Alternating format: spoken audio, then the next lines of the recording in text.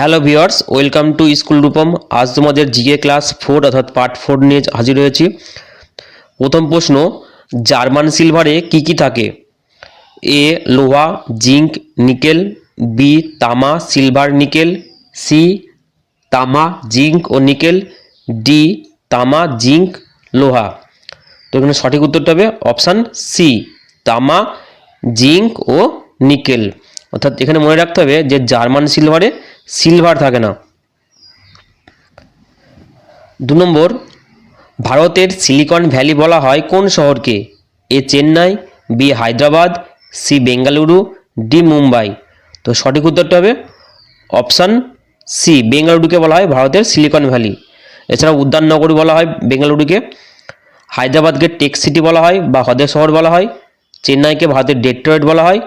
আর মুম্বাইকে ভারতের অর্থনীতির রাজধানী বা কটনপল্লী অফ ইন্ডিয়া বলা হয়। ভারতের প্রবেশদ্বারও বলা হয় মুম্বাইকে।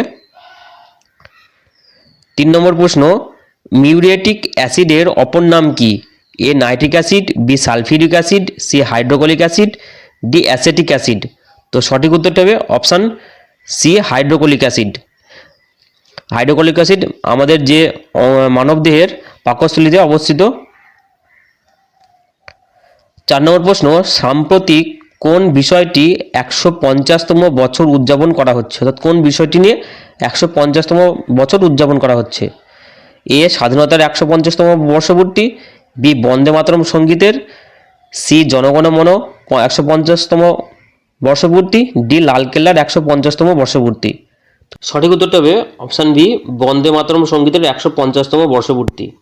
বঙ্কিমচন্দ্র 1875 খ্রিস্টাব্দে এই বন্দে মাতরম সঙ্গীতটি রচনা করেন বঙ্গদর্শন পত্রিকায়, এবং পরবর্তীকালে আনন্দমঠ উপন্যাসে তিনি এই বন্দে মাতরম সঙ্গীতটি আলোচনা করেন, এবং এই বন্দে মাতরম সঙ্গীতটি জাতীয় সঙ্গীত রূপে স্বীকৃতি পায় 1950 সালে। 5 নম্বর প্রশ্ন, ভারতের সর্বোচ্চ মালভূমি কোনটি? এ লাদাখ মালভূমি, বি ছোটনাগপুর মালভূমি, সি পামির মালভূমি, ডি দাক্ষিণাত্য মালভূমি। তো সঠিক উত্তরটা হবে অপশান বি, লাদাখ মালভূমি। আর পৃথিবীর সর্বোচ্চ মালভূমি বললে পরে সেটি হবে তিব্বত মালভূমি। 6 নম্বর প্রশ্ন, জাতীয় চলচ্চিত্র সেরা অভিনেতা পুরস্কার কে পান? এটা 2025 সালের হবে, অর্থাৎ সম্প্রতি যেটা হয়েছে 2025 সালের। তো সঠিক উত্তরটা হবে অপশান বি, শাহরুখ খান। 7 নম্বর প্রশ্ন, নাট্যাভিনয় নিয়ন্ত্রণ আইন প্রণয়ন কে করেন? A lord Lytton, B lord Ripon, C lord Northbrook, D lord William Bentinck.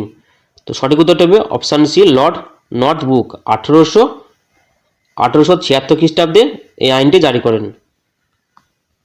8 নম্বর প্রশ্ন, পেশিতে সঞ্চিত খাদ্যবস্তু হলো A protein, B glycogen, C lipid, D phosphagen. তো সঠিক উত্তরটা হবে অপশান বি, গ্লাইকোজেন। 9 নম্বর প্রশ্ন, সংবিধান প্রণীত কত নম্বর ধারা অনুযায়ী অর্থনৈতিক জরুরি অবস্থা জারি হতে পারে?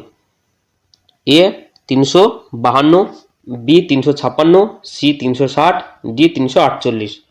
তো সঠিক উত্তরটা হবে 356। আমাদের রাষ্ট্রপতির হাতে যে ক্ষমতা দেওয়া হয়েছে জরুরি অবস্থা জারি করার জন্য, 3 ধরনের জরুরি অবস্থা জারি করা হয়, 352 নম্বর, 356 নম্বর ধারা এবং 360 নম্বর ধারায়। 360 নম্বরে অর্থনৈতিক জরুরি অবস্থা, 356তে রাষ্ট্রপতি বা রাজনৈতিক জরুরি অবস্থা, আর 352তে রয়েছে জাতীয় জরুরি অবস্থা। তো তোমরা এটাকে শর্টকাট মনে রাখতে পারো অরাজ। অরাজ এইভাবে, অর্থাৎ অয় হচ্ছে অর্থনৈতিক, রয়াকাতে হচ্ছে রাজনৈতিক বা রাষ্ট্রপতি, আর বর্গীর জয় হচ্ছে জাতীয় জরুরি অবস্থা। 10 নম্বর, ইন্ডিয়ান মিলিটারি একাডেমি কোথায় অবস্থিত? এ নতুন Delhi, B Dehradun, C Pune, D Chennai.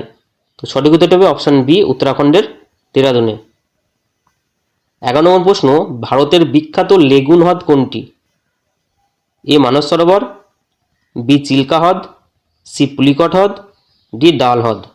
তো সঠিক উত্তরটা হবে অপশান বি, চিল্কা হ্রদ। এটা উড়িষ্যায় অবস্থিত। লেগুন হ্রদ বলতে যার 3 দিকে স্থলভাগ দ্বারা আবদ্ধ এবং একদিক খোলা থাকে। আর ডাল হ্রদ কাশ্মীরে অবস্থিত। 12 নম্বর, পতঙ্গের কামড়ানোর ফলে চুলকানির কারণ হলো A formic acid, B acetic acid, B lactic acid, D malic acid. তো সঠিক উত্তরটি হবে অপশান এ, ফর্মিক অ্যাসিডের জন্য। 13 নম্বর প্রশ্ন, বিশ্বভারতী বিশ্ববিদ্যালয় কবে প্রতিষ্ঠিত হয়? এ 1905 খ্রিস্টাব্দে, বি 1910 খ্রিস্টাব্দে, সি 1921 খ্রিস্টাব্দে, ডি 1922 খ্রিস্টাব্দে। সঠিক উত্তরটি হবে অপশান সি, 1921 খ্রিস্টাব্দে রবীন্দ্রনাথ ঠাকুর বিশ্বভারতী বিশ্ববিদ্যালয় প্রতিষ্ঠা করেন। আর সম্ভবত 1951 সালে এটি কেন্দ্রীয় বিশ্ববিদ্যালয়ের মর্যাদা পায়। 14 নম্বর প্রশ্ন, IST এর পুরো নাম কি? A Indian standard time, B Indian systematic time, C Indian satellite time, D Indian satellite turning. তো সঠিক উত্তরটা হবে option A, Indian standard time. অর্থাৎ ভারতের যে 82 ডিগ্রি 30 মিনিট যে দ্রাঘিমা রয়েছে, সেই দ্রাঘিমা অনুযায়ী ভারতের সময়কে এখানে কাউন্ট করা হয়।